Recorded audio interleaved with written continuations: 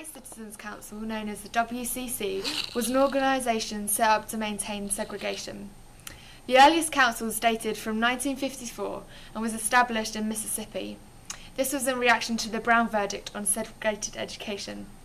Although it started in Mississippi, it soon quickly spread to Alabama and other surrounding southern states.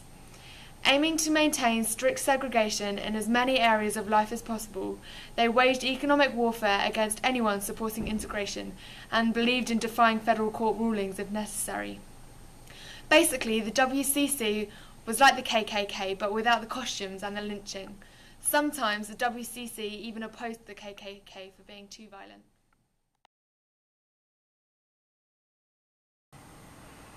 Robert Patterson was the instigator of the WCC when it was created in 1954.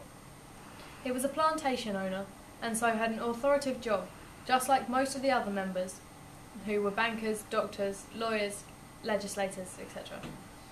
Historian Robert Hart said that most membership lists read like a chamber of commerce. Gordon LeBon was a white American who was born in 1940 in St. Louis, Missouri.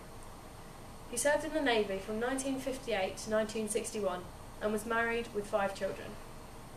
In the WCC, he was the Midwest Field Director from 1969 to 1981, and when the Council of Conservative Citizens took over from the WCC, he became the CEO.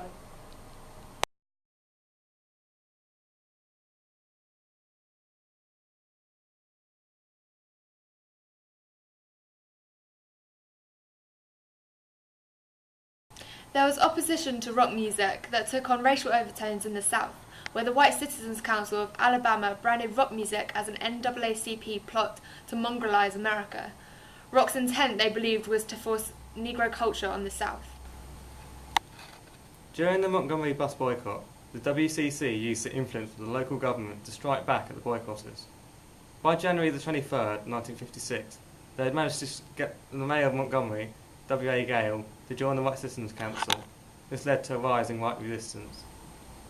The WCC were able to manipulate the Montgomery court system, reinstating ancient anti-boycott laws to stop blacks meeting in public without a just cause or legal excuse. They used this law to arrest over 100 boycott leaders. Other examples of resistance including persecuting blacks running carpools providing illegal taxi services, as well as blacks just walking or even standing around for vagrancy.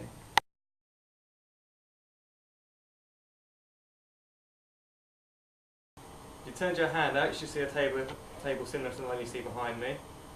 It's the basic timeline of the NAACP and White Citizens Council for the KKK down the middle. First major event on it is Brown versus Board, 1954. It basically spawns White Citizens Council. Basically, the Montgomery bus boycott happens somewhere in between here, and everything below is related to it. So throughout the 1950s, you have the NAACP trying to recruit people through the church and through mass meetings, and the White Citizens Council responds by getting the local government on side. Eventually, though, the resistance to the White Citizens Council picks up isn't strong enough, so the KKK starts to get involved as well, with their usual tactics of lynchings and bombings. But there is still some White Citizens Council resistance, with a mass meeting in 1956, with over 12,000 people attending.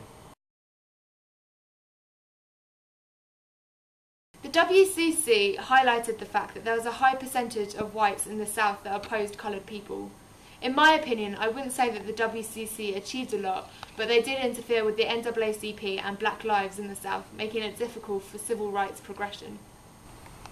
Most of the members of the WCC were middle-class, educated people who you wouldn't really expect to criticise others because of their colour skin. In my opinion, the WCC wasn't particularly significant because they didn't really achieve much compared to, say, the KKK. And in the late 1960s, early 1970s, they seemed to fade away, losing membership, before re-emerging around 1988 as the Council of Conservative Citizens, which is still around today. In my opinion, the WCC is significant because of its membership. They're made up of middle-class people, doctors, lawyers, teachers, the upper elite. They opposed the NAACP wherever they could, really, fighting them through the courts, via the economy, not the direct methods that the KKK used. And this was fairly effective. It didn't have as much as the shock and awe as the KKK methods used, obviously. Charlie